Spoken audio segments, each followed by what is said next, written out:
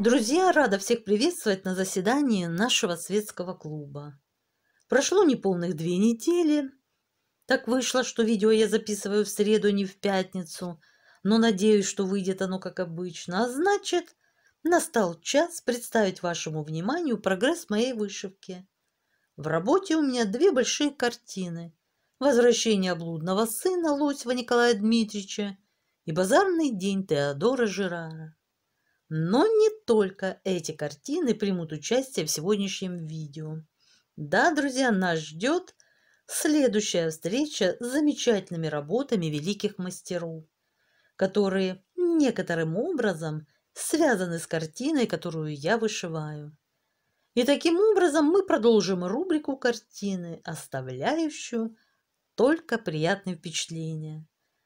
Затем мы вновь отправимся в путешествие по древнему миру, да, с его мифами и легендами. И сегодня нас ждет следующая глава знаменитых загадок глубокой древности. Последний пир Валтасара. Это было в день перед падением Вавилона. У его стен стояли войска персидского царя Кира. Персы готовились вступить в город. Вавилоняне танцевали и веселились ту ночь по случаю праздника. В городском дворце пировал с вельможами царевич Валтасар. О падении Вавилона поведал миру отец истории Геродот. Мы же с вами об этом услышим во второй части видео. А сейчас вышивка. И начну я, как обычно, с основного процесса возвращения блудного сына. Картина написана по мотивам одноименной притчи Иисуса Христа.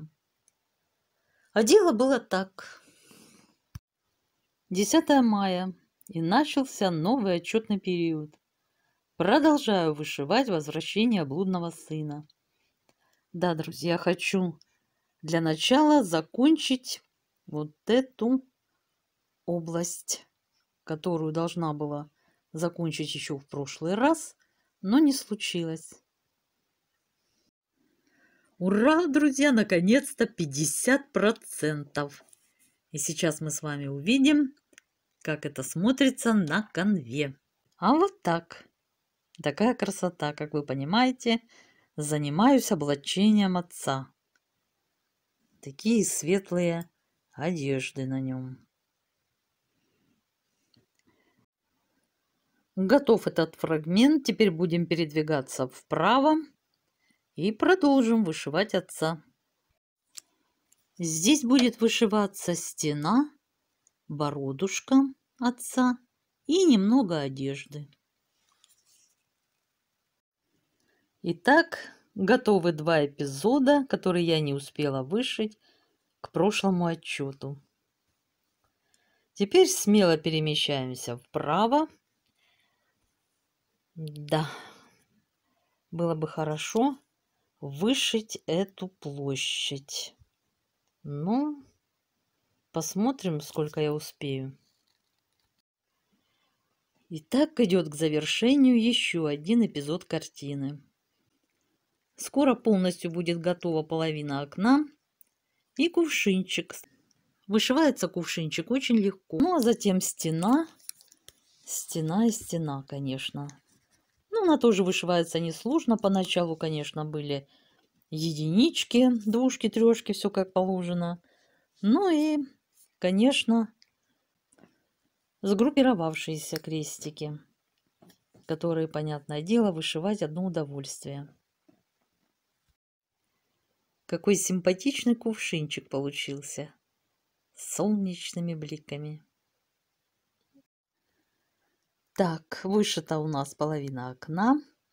Теперь перемещаемся вправо.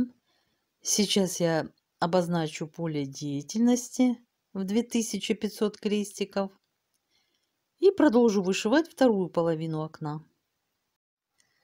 И помимо второй половины окна со шторой, нам предстоит вышить вот такой красивый резной импост, разделяющий окно на 2 половины. И вот таков итог на сегодня, друзья. Да, окно полностью еще, конечно, не готово. Я продолжу его вышивать в третьей части картины, которая у нас здесь еще пока сложена. Мы вышиваем вторую часть картины, напомню, которая называется «Отец». А в выделенной области окошко у нас вышилось. Штора и пространство за шторой вышивалось легко. Группы крестиков были сплоченными, располагались все рядом друг с другом и вышивались легко и быстро. А вот составляющие окна, импост, фигурное основание его вышивались, конечно, россыпью, да. И на это требовалось больше времени. Но ничего, справились. И теперь перейдем к нижней части. Да, здесь, как мы понимаем, нас ждет снова стена дома. Да, друзья, сегодня 20 мая, понедельник. По идее, я должна была бы переключиться на базарный день, но так как с итогами я поотстала на основном процессе, возвращения блудного сына – это основной процесс, поэтому нам надо подтянуться и закончить все-таки вот эту часть, нижнюю правую, затем произвести перемотку, и уже оставшееся время, если оно будет, мы посвятим базарному дню. А вот и результат на сегодняшний день.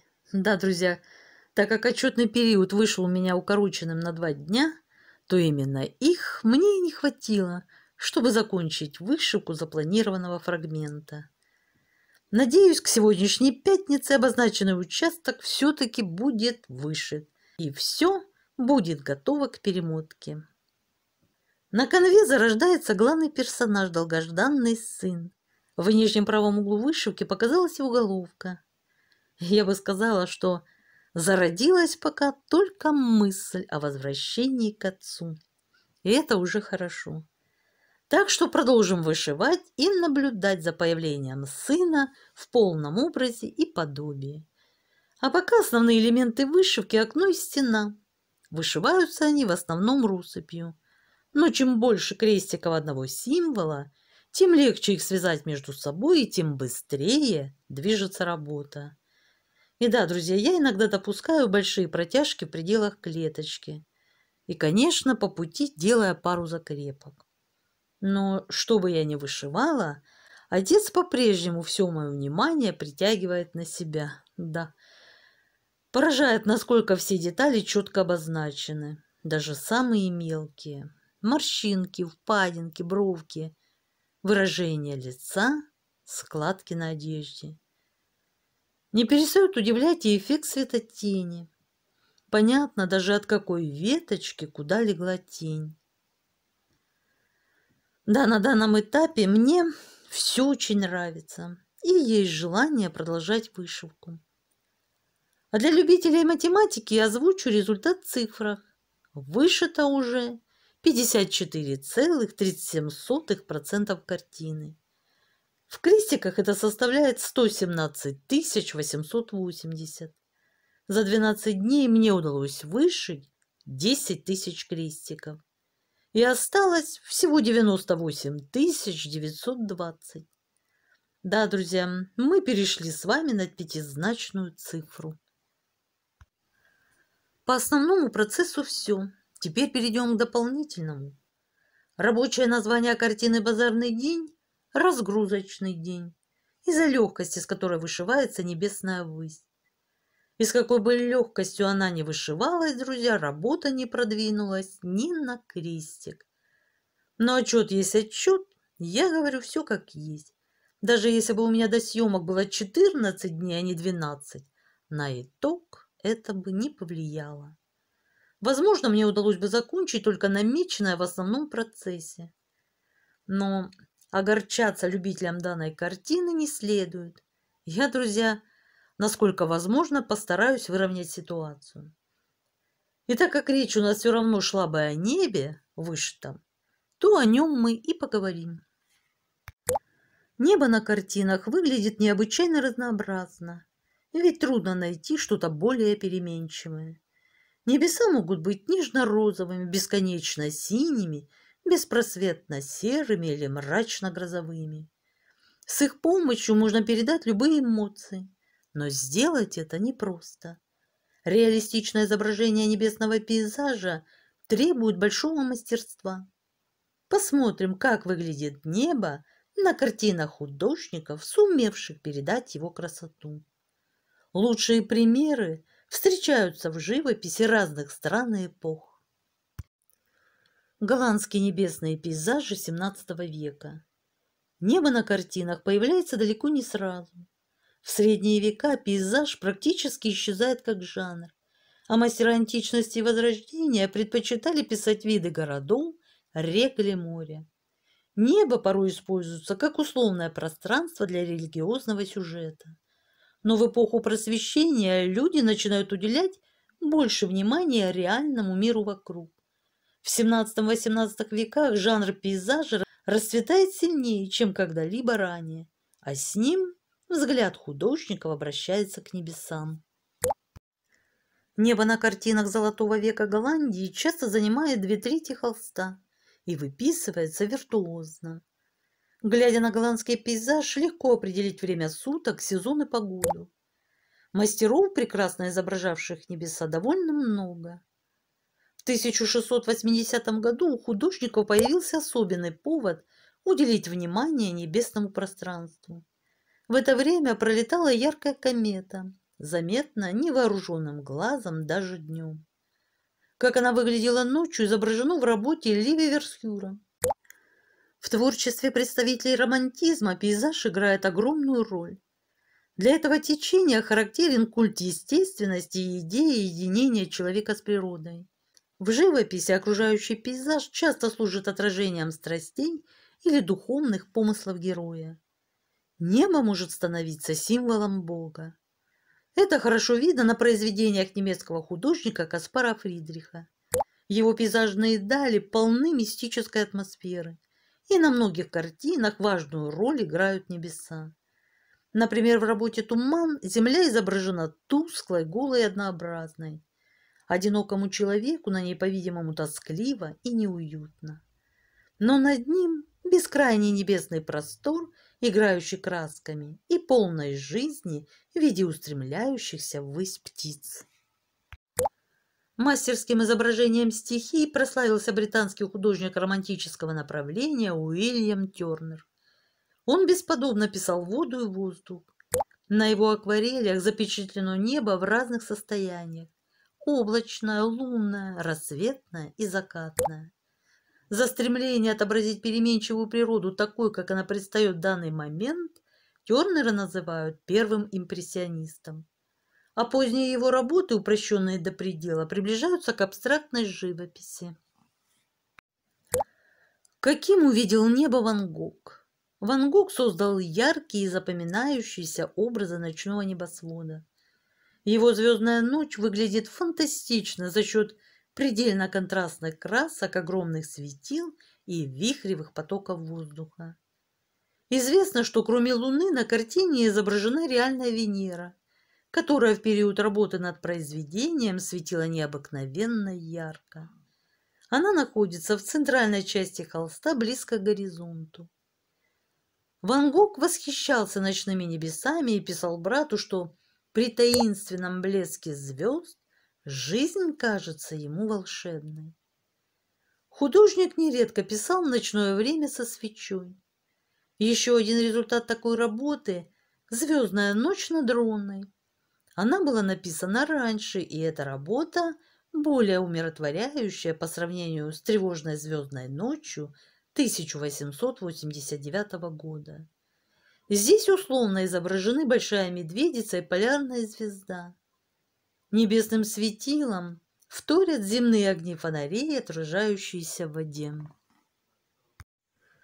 Маринист Иван Айвазовский выписывал небеса и облака во всех их проявлениях не хуже, чем морские волны. Иногда эти две стихии сливаются друг с другом так, что не сразу понятно, где заканчиваются бушующие волны и начинаются грозовые тучи. Подобный прием мы видим и в самой знаменитой работе Айвазовского «Девятый вал», и на других полотнах. В искусстве изображения неба преуспел ученик Айвазовского Архип Куинджи. Его картина «Лунная ночь на Днепре» вызвала такой интерес у современников, что для нее одной открыли моновыставку, собиравшую очереди. Лунный свет и его отражение в реке выглядят так реалистично, что ходили слухи об особенных флуоресцентных красках и даже о колдовстве. Небо неоднократно появляется в творчестве Куинджи. Ночное, дневное, грозовое, с радугой и облаками. Исаак Левитан оставил много этюдов, на которых тренировался изображать облака. Результат отточенного мастерства – гениальная картина над вечным покоем. В ней нет ни ярких красок, ни выразительных светотеней. Лишь тонкий подбор нюансных оттенков помог Левитану создать реалистичный образ ненастья. Небо занимает половину холста, и это не пустое пространство. Мы видим и тяжелые тучи, и легкие перистые облака, плывущие над водной гладью. Глядя на эту мощную, бескрайнюю и равнодушную к нам природу, легко почувствовать хрупкость человеческой жизни. Небо на картинах художников – это сюжет, который всегда найдет отклик в сердце и никогда не выйдет из моды. Итак, друзья, достижения обозначены, результаты продемонстрированы. За прошедший период мне удалось вышить 10 тысяч крестиков. Впечатления озвучены. Вот мы подошли с вами ко второй части видео. Настраиваемся на нужный лад и отправляемся теперь уже в путешествие по древнему миру. Последний пир Валтасара. Это было 12 октября 539 года до нашей эры, в день перед падением Вавилона. У его стен стояли войска персидского царя Кира. Персы сумели отвести воды реки Ефрат и готовились вступить в город. Вавилоняне танцевали и веселились в ту ночь по случаю праздника. Возможно, это был праздник, посвященный смерти и воскресению бога Тамуза. В городском дворце пировал с вельможами царевич Валтасар. О падении Вавилона поведал миру отец истории Геродот. Он слышал об этом событии от внуков и правнуков тех, кто видел вступление персов в священный город Месопотамии. Библейское же предание живописует происходившее на пиру Валтасара. За 65 лет до того иудейский отрок Даниил был по приказу Навуходоносора II отдан в обучение книгам и языку халдейскому. Теперь он стал главой мудрецов. Не раз удивляли придворных тайноведцев его мудрые советы царям, тонкое истолкование их снов. И вот пришел час, когда ему суждено было произнести последнее пророчество Вавилону. Вкусив вина, Валтасар приказал принести золотые и серебряные сосуды, которые Навуходоносор, отец его, вынес из храма Иерусалимского, чтобы пить из них. И пили из них царь и вельможи его, жены его и наложницы его. Пили вино и славили богов, золотых и серебряных, медных, железных, деревянных и каменных. Да, статуй богов во дворце было тогда больше, чем обычно. Их свезли со всей страны, опасаясь персидского завоевания. В тот самый час вышли персты руки человеческой и писали против лампады на извести стены чертога царского. И царь видел кисть руки, которая писала. Тогда царь изменился в лице своем, мысли его смутили его, связи чресл его ослабели. Валтасар позвал придворных гадателей, обещая им царские почести за объяснение таинственных письмен.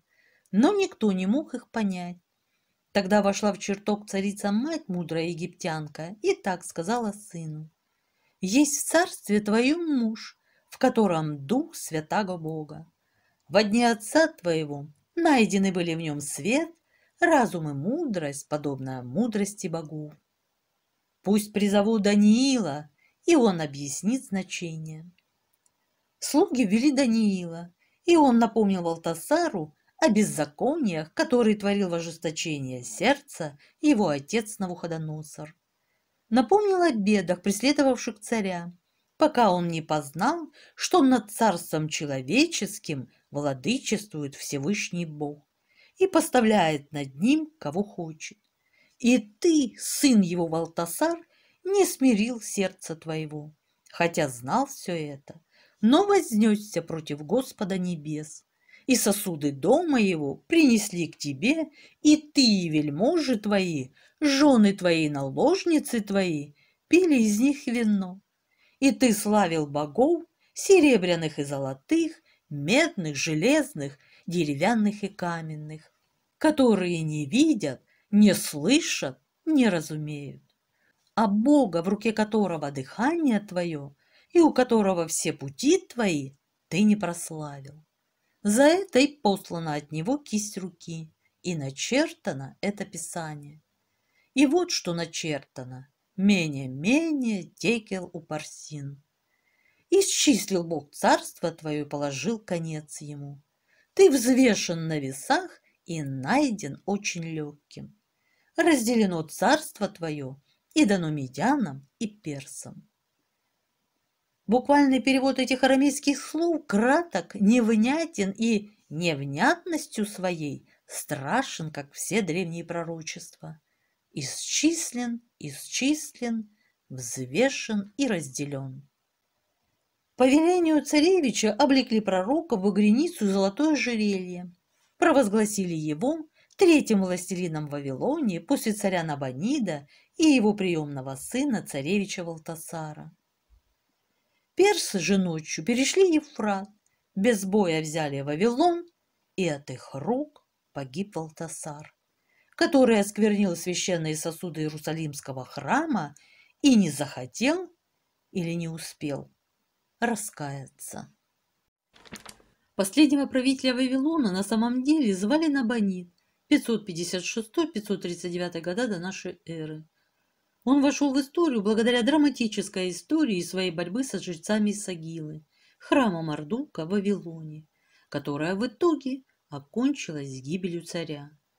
Подробности этого необычного конфликта интересовали многих далеко за пределами Вавилона, в результате чего Набонид обрел такую посмертную славу, что память о нем жива и сейчас. Набонид был, по-видимому, хорошим человеком, но оказался на редкость плохим царем. Царская власть едва ли вообще интересовала его сама по себе. Он был антикварием, исследователем древностей, и царский трон для него просто означал возможность углубиться в прошлое, имея в своем распоряжении все ресурсы государства. Он с энтузиазмом откапывал древние клинописные таблички и тщательно их реставрировал. Он мало сделал для самого Вавилона, но заинтересовался реставрацией храмов в древнейших городах, таких как Ур и Ларса. Такая деятельность, однако, не нравилась могущественному жречеству Вавилонии. Навуходоносор увеличивал власть жрецов Мардука, пока они не почувствовали, что другие боги уже в счет не идут. Но Набонид не был уроженцем Вавилона. Он родился в Харане, который находился тогда под медийским управлением. Он был сыном жрицы Исина, лунного бога, и был особенно заинтересован в нем и в городах, таких как Харан и Ур, которым этот бог покровительствовал. Жрецы Мардука испытывали ревность, и это послужило одной из причин катастрофы. Интерес Набонида к учености привел к упадку обороны Вавилона, ибо война и завоевания были на последнем месте у ученого царя. Во главе национальной обороны он поставил своего сына и умыл руки. Вот его-то, сына, мы и знаем под библейским именем Валтасар. Отчасти из-за того, что Набонид вступил в конфликт со жрецами храма Мардука, царь будто бы вмешивался в религиозные вопросы, а отчасти из-за своего длительного и загадочного пребывания в городах Аравии и неподобающего царю поведения в момент угрозы нападения Кира, Набонид стал в глазах жрецов сумасшедшим царем Вавилона. Конфликт царя со жрецами вызвал к жизни целую волну пропагандистских сочинений, направленных против царя. в которых Набонид осуждался и воспевался Кир как освободитель угнетенных святилищ и как спаситель Вавилона. Набонида обвиняли в невежестве и богохульстве и поименно перечисляли самых ненавистных из его приближенных. Можно только предполагать, какие действия Набонида вызвали у жрецов такую яростную реакцию. Но как бы там ни было, факт остается фактом. А одной из главных причин падения Вавилона стало предательство жрецов Исагилы, которые попросту передали страну и столицу персидскому царю в расчете на увеличение своих доходов. Библейская книга Даниила, написанная через 4 столетия после событий, демонстрирует слабое знакомство с вавилонской историей. В ней Валтасара называют царем Вавилона и сыном и наследником Навуходоносора. Но это неверно. Набонид заслуживал того, чтобы прожить жизнь в мире. В те жестокие времена трудно было найти царя, который предпочитал научные занятия в войне. И действительно, когда Набонид в 556 году до нашей эры взошел на трон, необычный покой царил в мире. Кроме Вавилонии насчитывалось 3 великие державы – Мидия, Лидия и Египет. Все они процветали и мирно дремали под управлением добродушных и мягкосердечных монархов. За одно поколение все 4 царства были разрушены. Разрушитель уже стоял у ворот. Это был человек, который нам более известен под греческим именем Кир. Предполагалось, что Кир был сыном дочери Астиага, царя Мидии.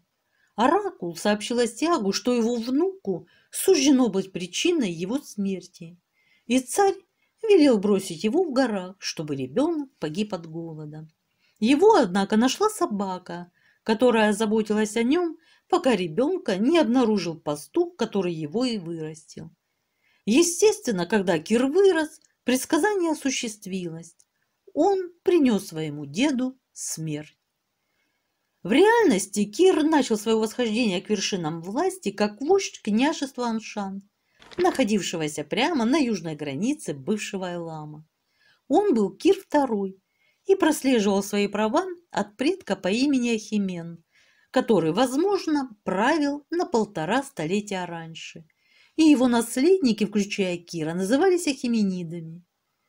Племена Аншана были поглощены Медийской империей, хотя и сохранили значительную долю самоуправления под властью собственных вождей.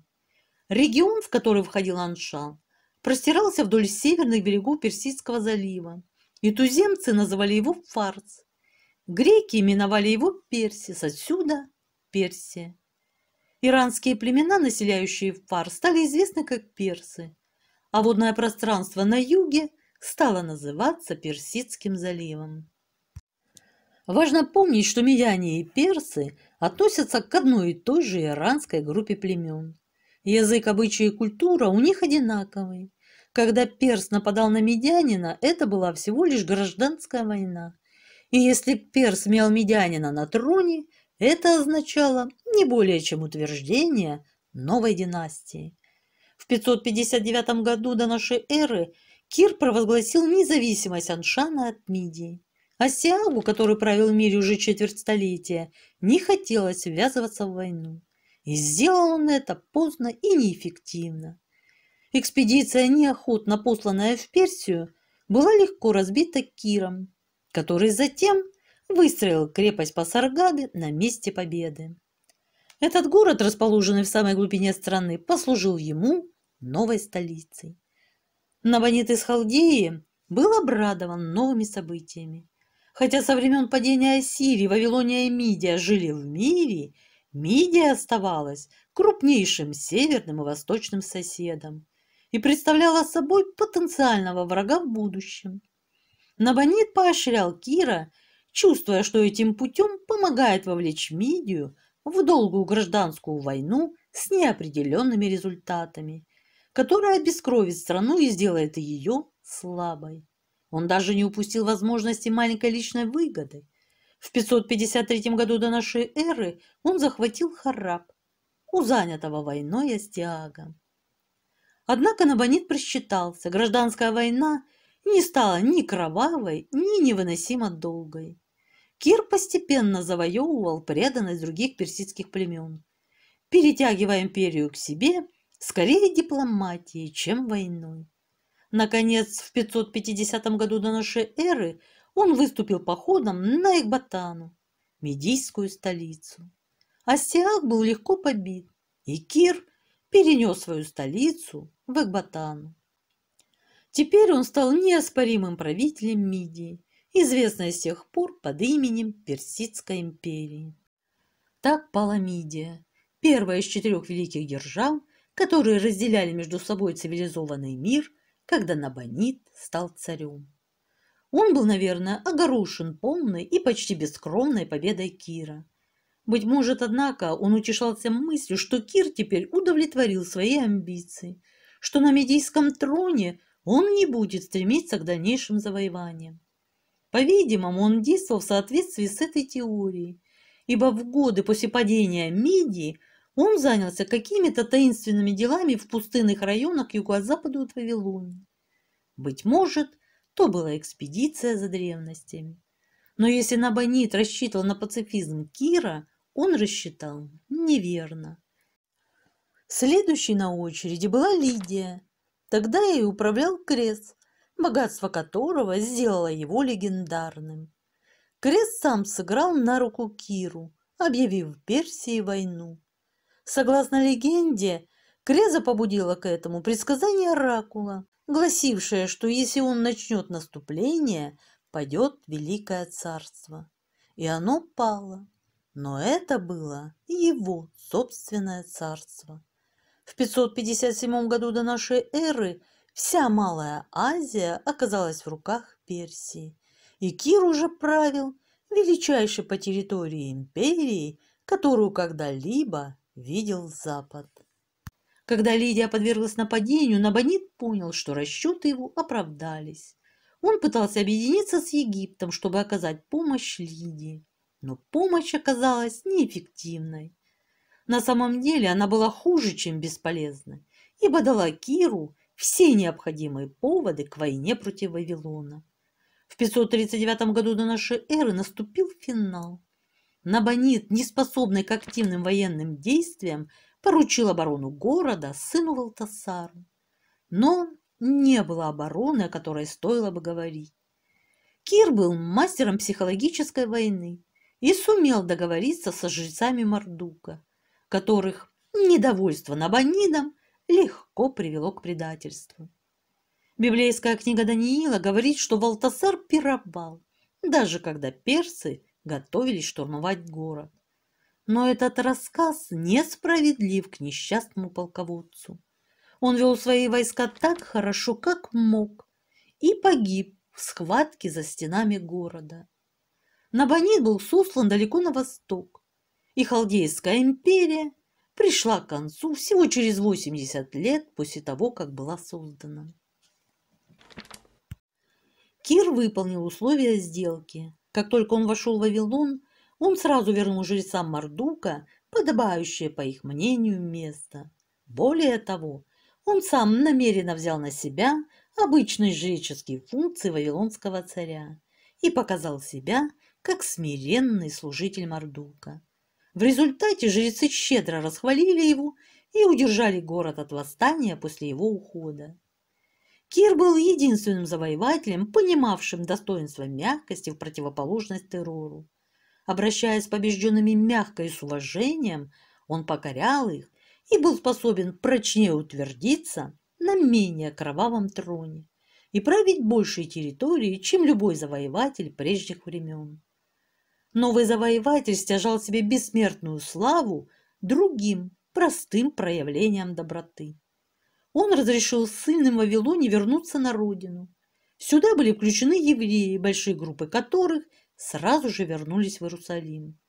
Вторая Исайя восхваляет Кира до небес за этот акт, и библейское восхищение благородным завоевателем поддерживало высокую оценку Кира вплоть до нашего времени в глазах сотен миллионов людей, которые иначе никогда и не слышали бы о нем.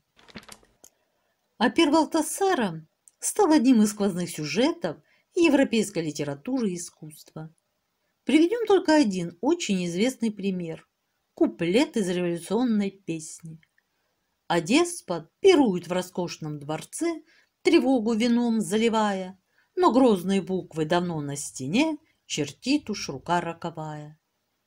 Сейчас многие забыли, какого деспота имели в виду те, кто пел эту песню. Можно, конечно, поставить на его место какую-нибудь современную фигуру и злорадства и злободневности своих мыслей. Но, наверное, библейский образ правильнее будет осмыслить через традицию Библии.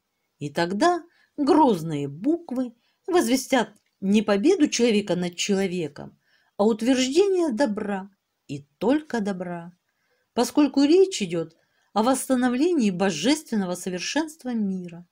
Зло же абсолютно не присуще Богу. А деспот, быть может, он порой пирует в нас самих. Спасибо за внимание. Ставьте лайки, если вам было интересно. На сегодня у меня все. Всего вам доброго. Пока-пока.